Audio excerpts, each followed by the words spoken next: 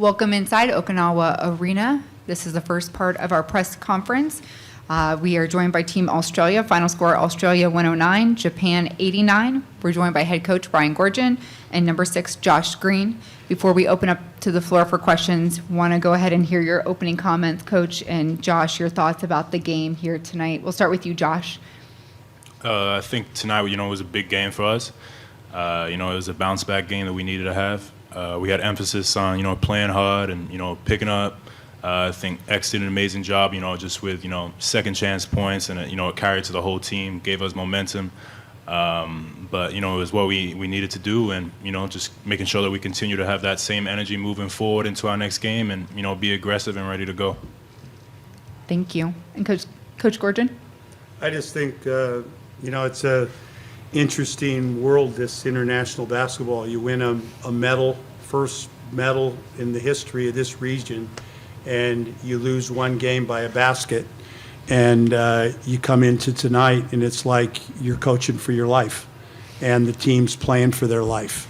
I felt just like I did before the Slovenia game today. Olympics at stake, moving on at stake, and a fired up team that had played tremendous on their home court.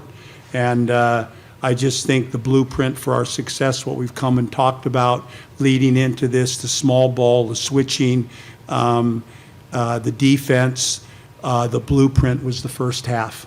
And the guys that, it's interesting, you get in a game like that, and I've talked a lot about the change from the experience that we had at the last Olympics, and we're going through evolution. Some guys get spit out, some guys get moved in.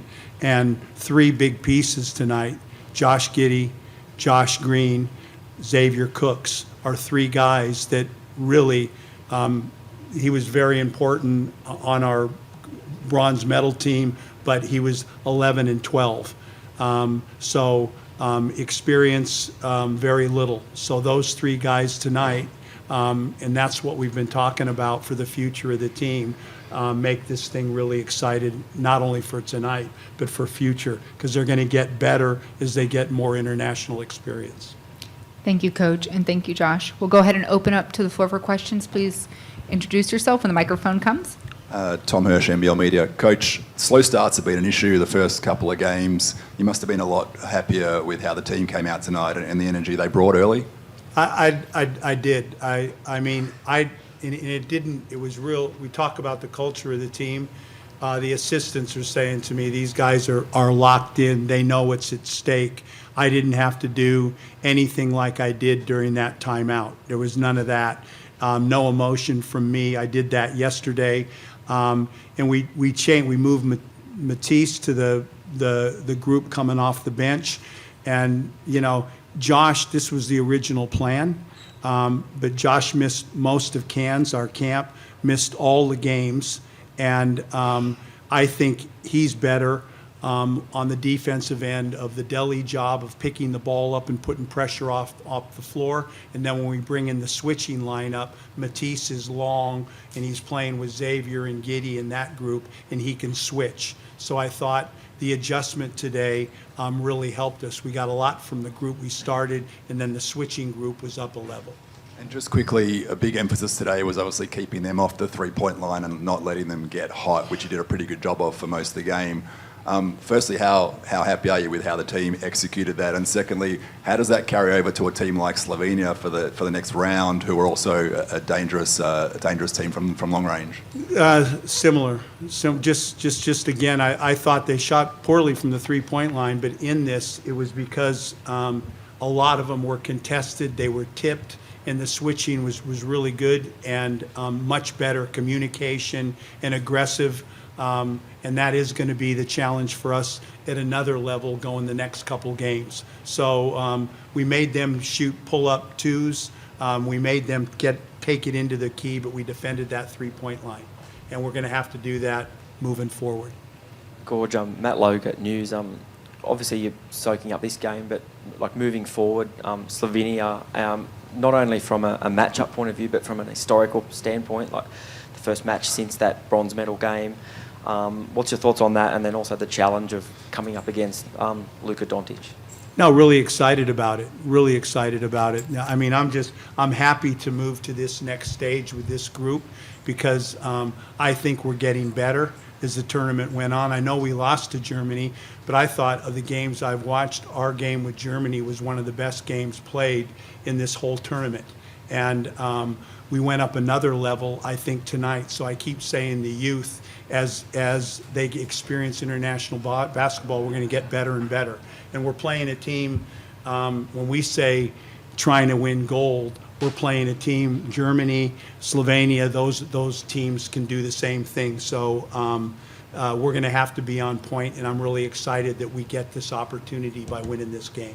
And just a quick one for Josh. Obviously, a lot's been said. You play with Luca. I think the last time, you had the cheeky bet, and Luca, had to go to training with it. Is there obviously a bit of banter there? But at the same time, you must relish these opportunities.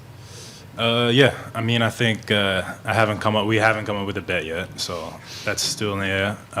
But at the end of the day, I think, both of us are competitive. We're ready to go. So no matter really who it is, we know who Luka is and how good of a player he is. But at the end of the day, we're going to do our work and make sure that we do our film, and we're going to follow the game plan. And it's obviously there is history, but at the end of the day, that's in the past. It's about what's going to happen on Friday, and I think we'll be ready to go.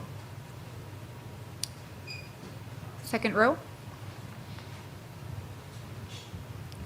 Shintaro Kano, Olympic Channel coach. Tom Hovis is trying to set a new standard for Japanese basketball after the latest battle against them. Do you get the sense that Japan have become a stronger, different proposition than in the past? Oh my God. So excited I've worked in this region a long time. I was with the Japanese national team on 2 different times. I've been with Team China, I've been with the Philippines, and I've worked in this region. And this guy, when we were at the Olympics, my favorite team to watch, the best coach team I felt at the Olympics was the Japanese women. And he's doing the same thing here.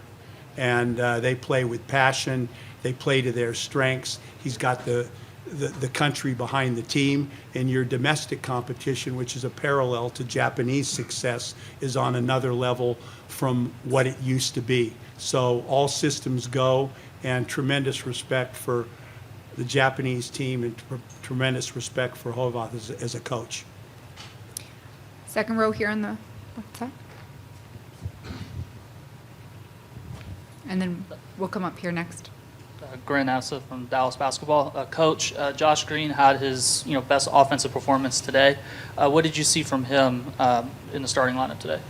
I saw it when we came back from camp, the guy that I met for the first time a year ago, and the player that came into camp the first couple of days. I told him, I said I was so proud of the development. Full credit to the Dallas Mavericks and what they're doing with their youth, because he came in just a much better basketball player than was in Tokyo the last time.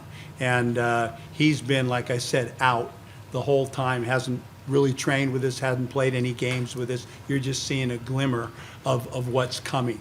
And he's, along with Josh Giddey, is the next stage of this thing. So, and a tremendous person, tremendous part of the team and the culture. So I was excited for him tonight, and now this is another piece to add, which is really important as this tournament gets tougher and tougher.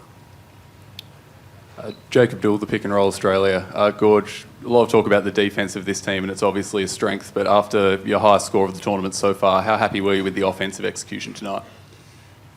19 assists in the first half, and we talked about, we dribbled the ball too much against Germany, too much bounce, so we tried to make that a feature.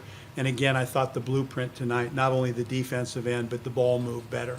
Less dribbling, less bouncing, and more ball movement. And it's always talk's cheap.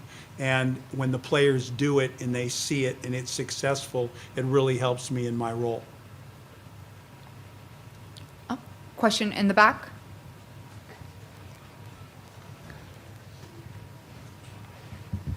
Olgunor, GSBN Australia. Josh, this team ran as much as they have throughout this throughout this tournament, right? The pace was there, the transition was there. What's it like being a part of this group when you guys are getting stops and running? And then can you talk about Xavier Cooks and the impact that he had on both ends of the floor, but obviously just as a really dynamic guy on the offensive end and in transition for you guys?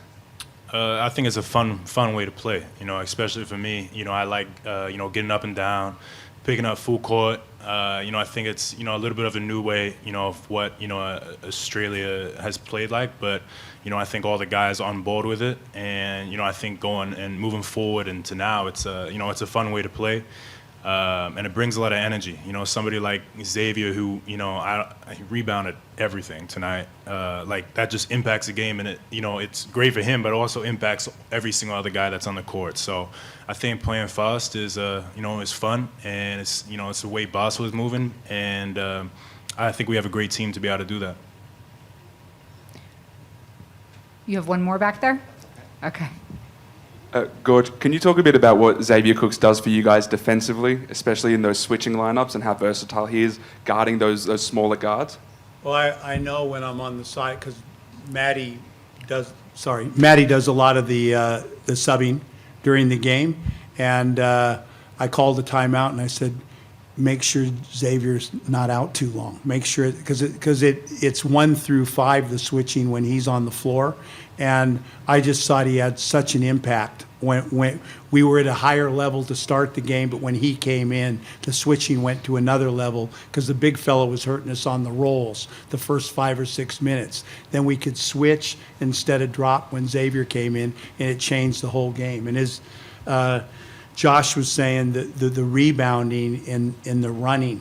I mean, he ran that middle line. He stayed attentive on the offensive glass. He passed it. He was a really unique piece, really versatile in this, and really exciting for the next, down the road in our development.